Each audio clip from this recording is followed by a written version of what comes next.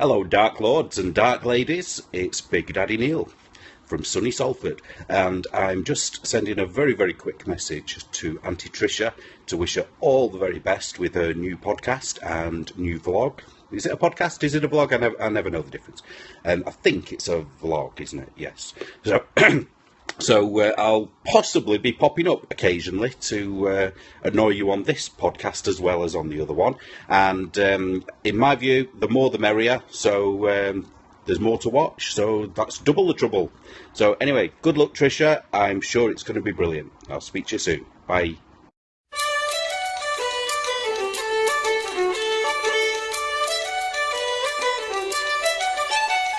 Welcome to Dark Lady Diaries. Hello and merry meet.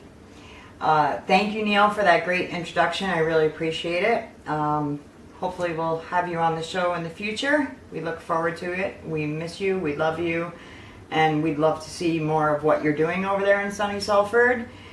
And I think we'd all like to hear your English accent a little bit more. I have my notes here for the show.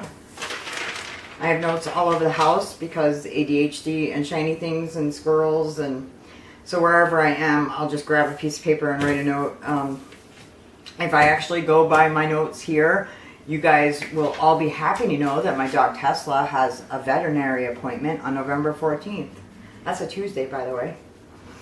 But these are just little things to remind me of what I want to talk about, because I want to share so much. So I'm going to try to condense it into a little bit of a shorter show this week, and then we'll move on to longer shows in the future. Those of you that have been following me for a little while know that I've been going through a move, and welcome to my new house. I'm so thrilled to be here. I absolutely love it. And also, I want to thank you all for all the support you've shown me throughout all of this. You guys have been so great. I want to thank Annette Fettig, actually. She sent me IKEA bags because the closest IKEA here is 4 hours away in Pittsburgh. And when I say Annette Fettig, you guys probably think we're related. We don't know if we are or not yet. We actually had met on another Facebook group, and it was kind of funny. We started talking, and I had sent her dad my family information, and there are a few names that kind of came up that sound familiar or that match. So we're still trying to figure out exactly how, but I'm sure we are if we go back far enough. Everyone's related, right? But thank you, Annette, for that.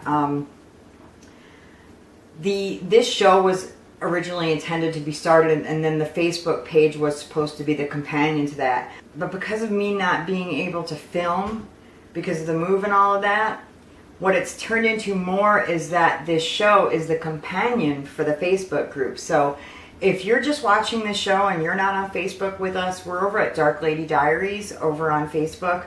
Come join us. It's a wonderful group of people. No drama, no arguing. I can't even tell you how great it is to be over there and have that group. So what we're going to do on this show is basically be an extended version of the group, and we're going to share things. And when I say we, it's because this isn't my show. This isn't about me. This is about us. This is our show, folks. So like Neil sent in his video, if you guys want to send in videos to me, please feel free to. Right now, with it being super busy and me still trying to move in, I'm not sure if in the beginning I'm going to be able to do a show every week. I'm going to try, but I can't make any promises on that. So I'm going to do it as I can. So I hope you guys will be patient with me and understand about that. But one of the things that came up in the group is, and this was actually on my list of one of the things that I wanted to do with this show, Annie had said, can we do book reviews? And I thought, oh, that's great, because I had that. This is how I was going to open this show. Annie's reading some Stephen King right now, so she'll have to let us know how that goes. Stephen King, I mean, come on. He can't disappoint. Can he? Really? I don't think so. I have a cute little anecdote about Stephen King. My friend had grown up not too far from where he lived, and I guess when she was little, he used to actually sit in front of his house and read stories to all the kids in the neighborhood. So that's a cute little thing about Stephen King. I don't know if you'd suspect that. I don't know. That man probably would have scared the crap out of me when I was young, but I don't know if I would have gone and actually sat and listened to Stephen King reading. But anyway, so I'm going to review a book, and this is my Bible. It's actually from 2005, and it's called The Success Principles. It's by Jack Canfield, and if any of you guys, hey, all that name is kind of familiar. Jack Canfield does all the chicken soup books. He's an extremely successful person, and he is so good at inspiring and helping other people, and this book changed my life.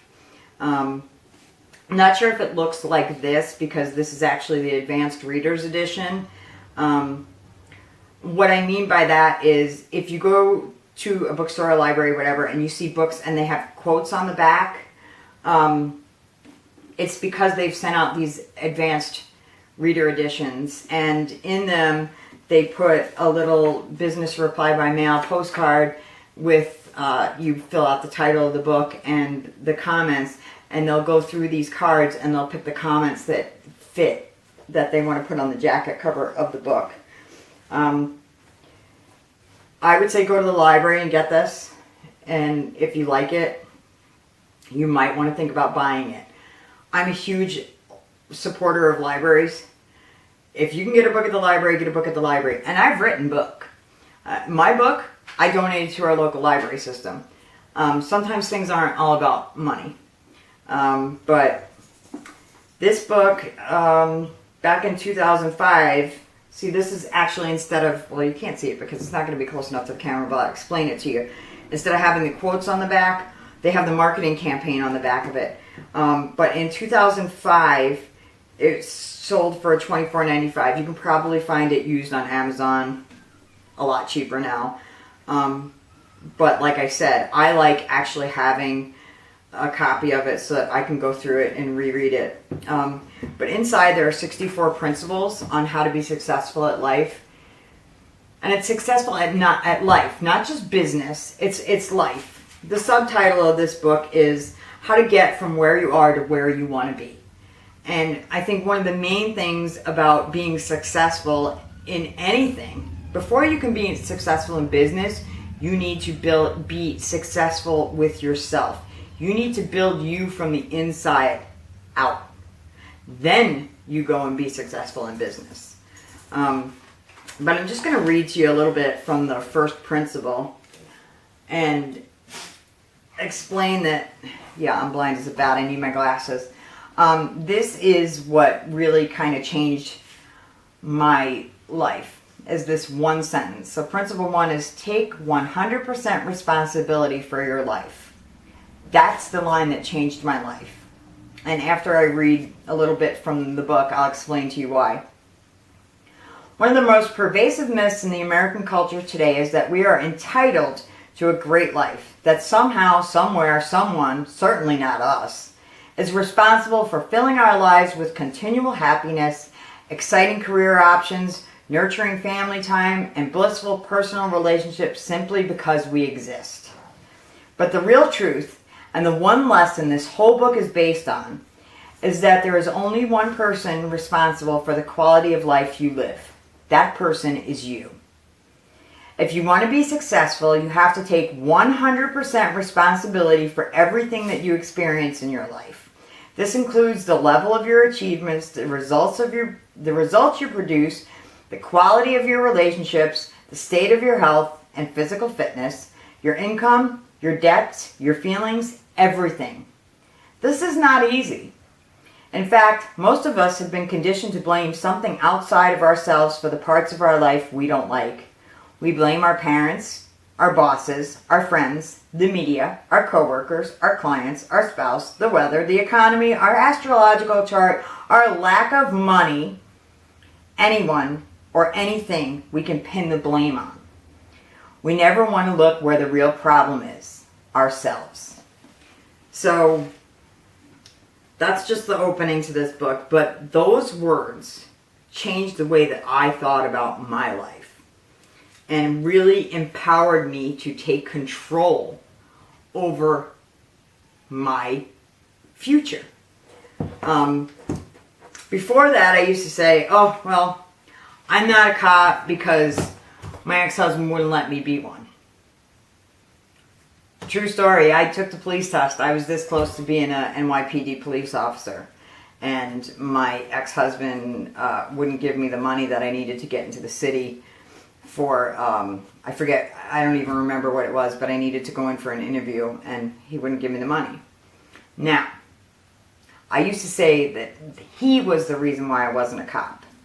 When I changed that way of thinking and took on 100% responsibility, the truth is, I'm not a cop because I allowed him to make that choice for me.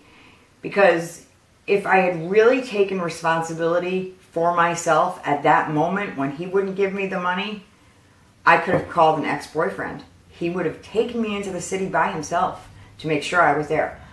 There were other choices that I could have made to get my butt in the city that day.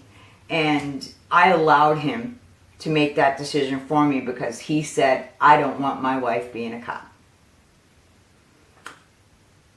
My choice, not his. I allowed it to happen to me. And that changed my life. So, 64 principles in this book. And let me tell you what the last one is. The last one is empower yourself by empowering others. And that is what I hope to do with this show, with the group. That's what it's all about, to me. Being successful, yeah, it's about making money. To me, I'm happy with making enough money to pay my bills and get by and maybe get a few little extras. I don't need to be rich. It would be nice if I could have great things, but I don't need them. It's not about what I want. It's about what I need. I don't need those things to be happy. To me, true success is being happy in your own life, and that's what it's all about. That's what the success principles are. So there's the book review.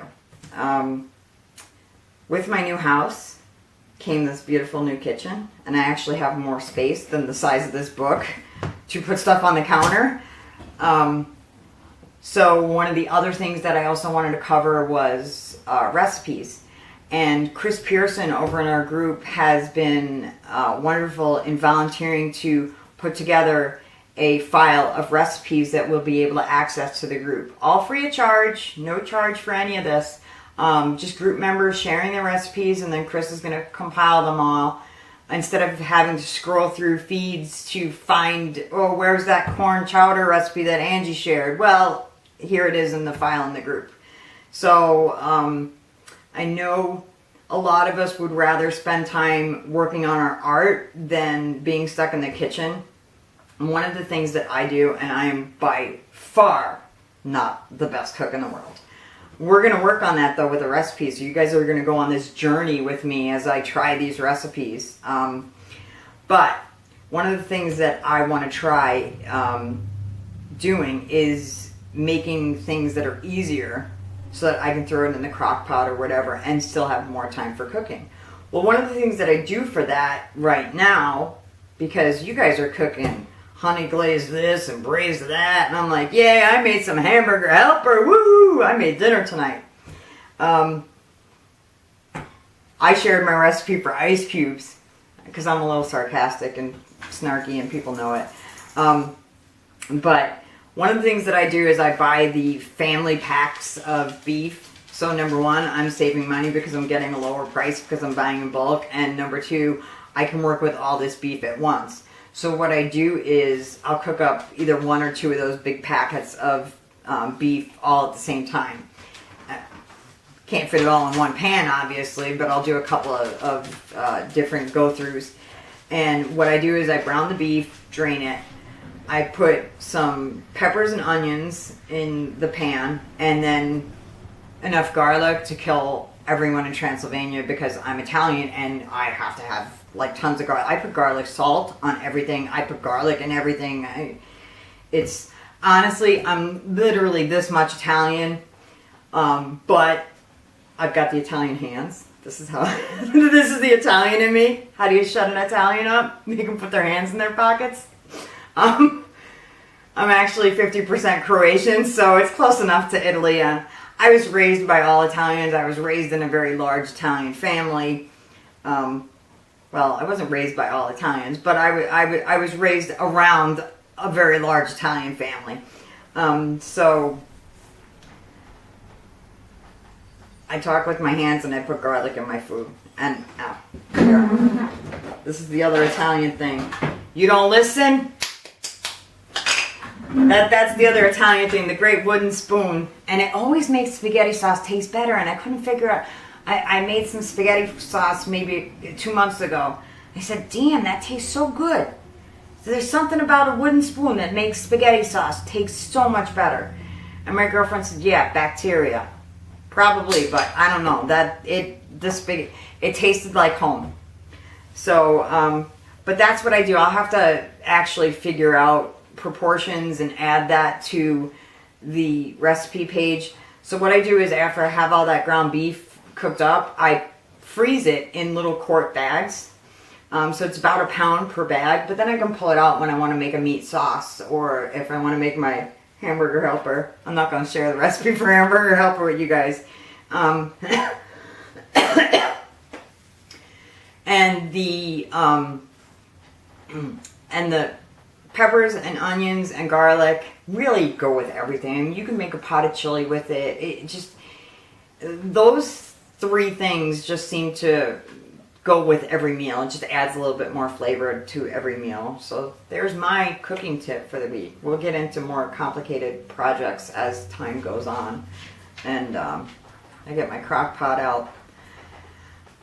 Now, in my new house, I have a craft room. So I'm going to show you guys my craft room right now. It's a little bit of a mess, but take a look. Okay, so this is my craft room right now. There's my really cool wreath. Got this here. I'm working on getting everything organized. So this is why everything is just kind of like sitting there on a shelf. That's not staying there. I love these totes. They fit perfect with shoe boxes above them for bits and pieces. There's my work table. Piles of books on the floor. I've got all kinds of things to clean up. I hope I'm not making you dizzy moving this camera around so much. Okay. So there's my main work area for when I'm working with clay or when I'm painting. There's my whiteboard. I like to keep little things that make me smile up on my board there. My ribbons are all on tension rods in my window. My world map, I got this a few months ago and didn't hang it up until we moved here. I'm going to put pins in all the places that I sell things to because my stuff does go all over the world. Got another shelf up there. There's the yarn mess. I need to back up here. I'm going to trip over mermaids on the floor. There's my yarn mess. That all needs help. That's supposed to be a sewing table over there. Somewhere underneath all that is a sewing machine, and I have a couple more on the floor. That may get moved, though, as I'm still trying to find places for everything in the house. But then I have this great closet that I can store all my fabrics in. It's a little dark in there. There is no light fixture in there, although there's wires, so I'll have to get those hooked up. So that's the tour of the craft room for now, and hopefully I will take you guys on a better tour in a couple of weeks, and it'll all be in order. Okay, so Angie had posted on the Facebook page how she thought it was corny, but she wanted to get a map so that she could put pins in the places where she sold stuff to. And Angie, obviously, I don't think it's corny. I still have to go through all of the places that I've sold things to and put pins in. But for now, the best place that I have on my map right now is Botswana. And I had made a hat for my friend Michael's sister Kelly. And Kelly is a founder of Elephants Without Borders. And I made an elephant hat for her, and she wore it in Botswana heat in the Elephants Without Border Parade. And to me, that's just so neat. That poor woman, I'm surprised she didn't die of heat exhaustion. And Kelly's actually coming to the States next month, so I get to make her a little, she's asked for a little elephant dial, so I get to make her one of those. Ribbons in the window with the tension rods is probably one of my favorite things in there right now. The only problem is that window doesn't get a lot of sun, so I really don't have to worry about it too much. But if you're putting them in a sunny window, it will fade your ribbon. So just, that's something to consider if it's something that you decide you might want to go with. Now, over the next few weeks, I'll be sharing some of my organization tips for my craft room, and I hope you guys will share yours. I also have an answer for this. Probably won't work, but it might help me get a little bit more organized, but I'll show you that little trick next week, and there might be some free printables and stuff. I'll link it all into my blog page. That's over on WordPress. It's Dark Lady Diaries over on WordPress. But one of the other things I wanted to add to this show is a segment with my daughter called Word of the Week with Ray Ray. So here you go. Okay, so I said I was going to have my daughter Raylyn on. Once a week, she's going to give us one word. Because, some of us have teenagers or 20-somethings, and they speak this different language that we have no clue what the hell half the words they say mean. So she's going to teach us those words, one a week. So she's going to give me a word, and I'm going to guess how it's used. Alright, so this week's word is fleek. Fleek. Okay, so I didn't like the girl who sat in front of me in class, so I fleeked the booger in her hair. No. That's not it. Come on. So, today my hair was on fleek. It's good. It's good. Yeah. Fleek is... it looks nice. It's on fleek? Yeah, it's it's on point. Okay. How does fleek mean point? That makes no sense. I could see fleek meaning, effing sleek. Yeah. How do you get on effing sleek? That English is wrong. I don't know. Okay. Well, my hair, on the other hand, is not on fleek because somebody used the blow dryer and left it in her room and I couldn't find it. I don't know who that could be. Not Sam. Not Sam. No, Sam doesn't live here. Might be another. Rodney. Yeah, it was Rodney. Rodney had to blow dry his 1/4-inch hair. But anyway, at least it doesn't have any boogers in it though, because nobody fleeked them in there. All right, so word of the week with Ray Ray. No, don't do that. You're not allowed to stab. Stop. Okay, so here's the funny thing. When we're out in public, she'll be there like this with her phone going, Mom, dab, dab. So, I'll be dabbing in public and she's filming it. Now, I dab here and I go, oh, no, Mom, stop. She sends it to her friends on InstaChat or Snapgram or whatever she's doing. Snapchat. I think that's what she does. I don't. I'm on Instagram, but I'm not on Snapchat or Twitter. Facebook and Instagram are enough for me. And on Facebook, this group has really turned into something great. And Sharon and I were talking. A few people had contacted me and asked me if we were going to do a knit along or a crochet along. And I think it would be better if we kind of waited until January to do that. And let me tell you why. It's just busy season for so many of us, whether we have a business or not. This is busy season. This is crochet and knit season. Get stuff done in time for Christmas. So I think January would be a great idea for that. So start kicking around ideas of what you guys would kind of like to do. And we still wanted to kind of do a group project, maybe not a knit along or crochet along. And this is totally voluntary. This isn't, oh, we're gonna hate you if you don't do this. But Sharon and her wife had just donated bedding to the shelter on the Navajo Reservation in northern Arizona. Now, we were talking and we thought, maybe it would be a good idea if we could all do something as a Christmas project that gives us time to work on things.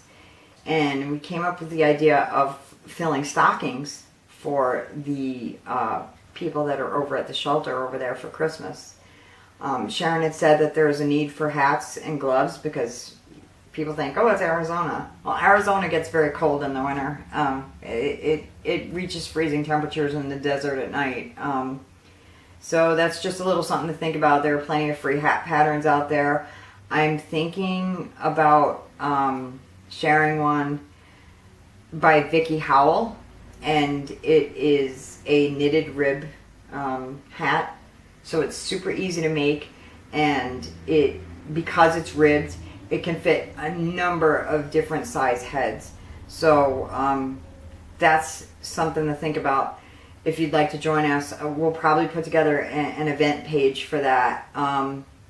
Sharon's going to look into what's really needed over there, how many people they might possibly have. This is where the logistics of it can get a little weird, but we'll get average numbers because people are in and out of the shelter all the time. So I think it's a great idea if we could really help some true homeless people at Christmas time. I think it will add joy to not only them but us as well. So I've come up with the name of the project, and maybe this will just be our project name for any charitable thing that we do, and we'll call it Knit One, Help Two. Because by knitting one item, you're actually helping two people. You're helping the recipient, but you're also helping yourself. So look for that project, and Sharon will tell us more about the shelter when she gets a chance to do that. So one of the things that I love about our group is that we come from all different backgrounds and all different races and all different religions and different genders, and yet somehow we focus more on what unites us than what separates us. And I really, really love that, because that to me is the greatest sense of community. And growing up, I had this amazing neighborhood with 5 or 6 families that were just, we were all one big family. We just lived in different houses. When there was anything that arose as far as problems in one person's life, the whole rest of the family came in. And that family's freezer was full for a month. They didn't have to worry about anything. It's a shame that we all live so far away. I mean, we have members in Australia. Hello, Veronica. We have people all over the place. We have members in England, and it's just in California and Nevada. So I honestly think that if we all lived on the same street, our freezers would be full for more than a month. So because we can't bring over a meal or two, I think our way of doing that is with the virtual hugs and the support. And, life has just changed so much. Society has changed so much over the last 30 or 40 years. I don't think that sense of community in neighborhoods really exists anymore as much as it maybe once did. I'm sure, it's still out there, but just not the same way that it did maybe when we were growing up, the older generation of us in the group. That being said, I want to tell a little story, and I'm going to lead into the end of the show with it. I had worked at Letchworth State Park here in New York, and my boss wasn't one that wanted to hear anything that he didn't like. Well, if you don't want to hear something you don't like, don't ask me my opinion. I keep my mouth shut. Believe it or not, I bet you people don't believe that about me. I keep my mouth shut, but if you ask me what my opinion is, you're going to hear it. I don't sugarcoat anything. And I'm sorry if you don't always like what you hear, but I'm not going to lie to your face and tell you that this is the way I feel about something and kiss your ass and get a brown nose. That's not me. Many of you know me and you know how I am. I tell the truth. Sometimes to the point where it's damaging. Well, it was damaging for me over there because by doing so I wound up with a giant target on my back. And my boss thought he would hurt me by putting me to work with a man named Larry. Larry was known as the preacher man. And honestly, our boss didn't care for Larry that much either. So he decided to put the witch and the preacher together, and ha ha ha ha, they're going to hate each other, and ha ha ha ha, joke was on him because Larry and I actually got along great. We had so much to talk about. He's such an intelligent person. So what started out as, you're going to hate each other, turned out to 5 years of friendship. Larry is actually a very talented man. He plays the bagpipes, and when I marry Rodney, I'm going to ask Larry if he could play the bagpipes at our wedding. Rodney wants me to walk down the aisle to the Imperial March from Star Wars. You know, the Stormtrooper. Dun, dun, dun, dun, dun, dun. No. Okay, maybe we can start with that, but we're gonna lead into bagpipes with that. I want to pay some homage to my Celtic ancestors. Larry's daughter inherited his musical talents. She also has a very talented mother. But Dendelle Hoyt is his daughter. She was on The Voice, and she has some music videos out, and that's one of the other things that I want to cover with this show is kind of introducing some new music from different artists that might not be extremely well known. You know, if you have anyone that you know that you think we'd enjoy their video, please send information to me and we'll see what I can get up on the show. But Dendelle she plays shows all over the country, and when she comes back home, she was so kind. She does dance classes, and she had my daughter come to one of her dance classes. She's such a great role model for kids. She's been absolutely wonderful with my daughter, and I wanted to share her latest video, and I'm going to end the show with that, and we'll see you guys next week, and maybe we'll see you next week with what's going on in my life. I'll film when I can. How's that? But we're going to end the show with Dendelle Hoyt and Where I Come From.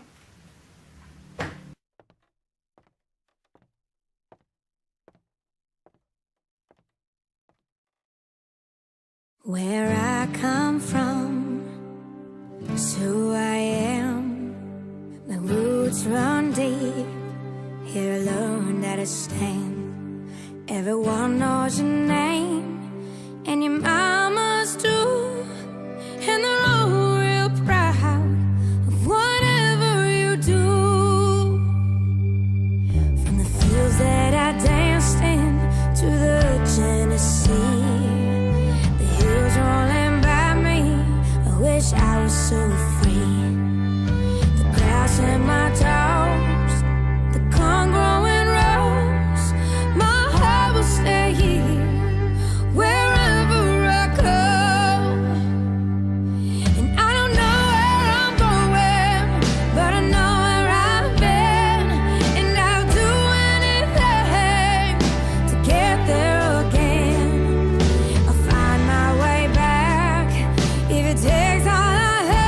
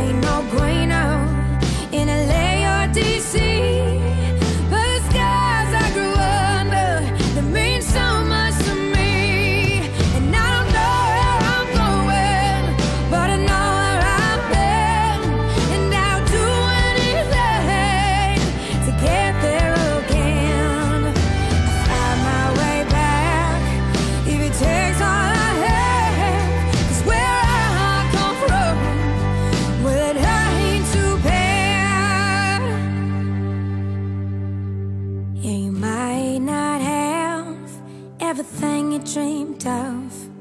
There's a sky full of moonbeams and twinkling stuff. It's under that